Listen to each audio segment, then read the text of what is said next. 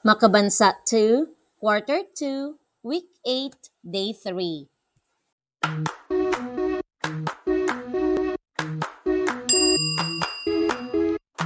Hello, welcome to my YouTube channel. This is Chell. Please share, like, and subscribe. Thank you. Makabansa 2, Quarter 2, Week 8, Day 3.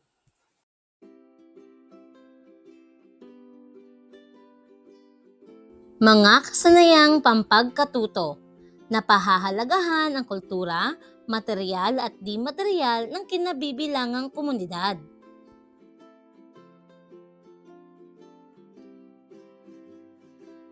Magandang araw sa inyo mga bata! Kumusta kayo? Bago tayo dumako sa ating bagong aralin, ay balikan natin ang ating tinalakay kahapon. Handa na ba kayo? Magaling! Ano ang iyong gagawin habang ang iyong guro o magulang ay nagbabahagi ng alamat o kwentong bayan?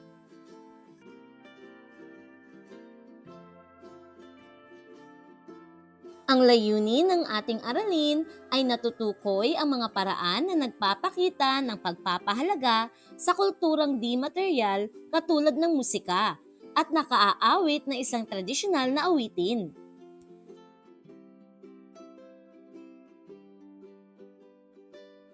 Ano nga ba ang tradisyonal na awitin? Ito ay isang kanta o awit na nagmula sa sinaunang panahon at ipinasa-pasa sa iba't ibang henerasyon.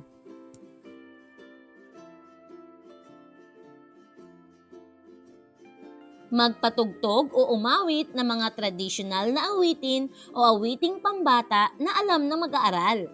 Pagkatapos ng tugtugin o pag-awit, tanungin ang mga bata batay sa titulo ng awitin. Narito ang mga halimbawa ng mga tradisyonal na awitin.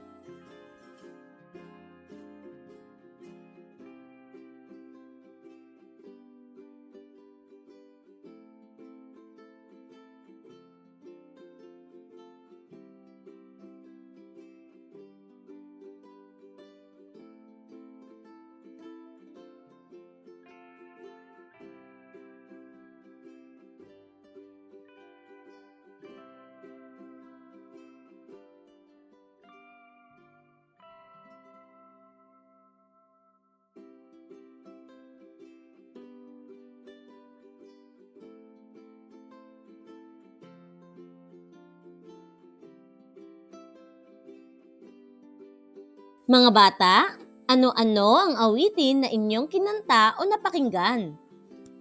Alin sa mga ito ang alam na alam mo? Alin naman ang hindi mo masyadong alam? Mahalaga ba na alam mo ang mga awiting ito? Nasagot niyo ba ng tama ang mga katanungan? Mahusay mga bata! Ang mga tradisyonal na awitin ay halimbawa ng kulturang di material. Parte ito ng ating kulturang Pilipino, kaya dapat nating pahalagahan. Ngunit, paano naman natin ito pahahalagahan? Narito ang ilan sa mga paraan upang maipakita ang pagpapahalaga sa tradisyonal na awitin. Una, naaawit ng tama ang mga awitin. Ikalawa, naiintindihan ang ibig sabihin ng liriko sa awitin. Ikatlo, naibabahagi ito sa iba sa pamamagitan ng pag-awit sa tahanan, paaralan at iba pang lugar. At ikaapat, pagtangkilik sa mga tradisyonal na awitin.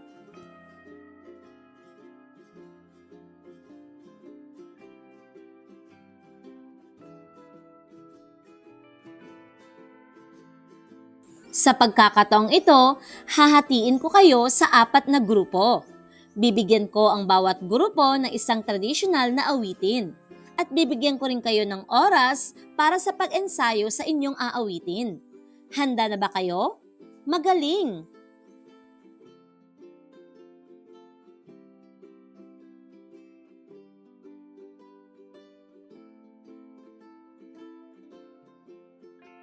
Ano ang inyong natutunan sa ating aralin? Isulat ito sa inyong kwaderno. Mga bata, ano ang iyong naramdaman pagkatapos ng inyong pagtatanghal?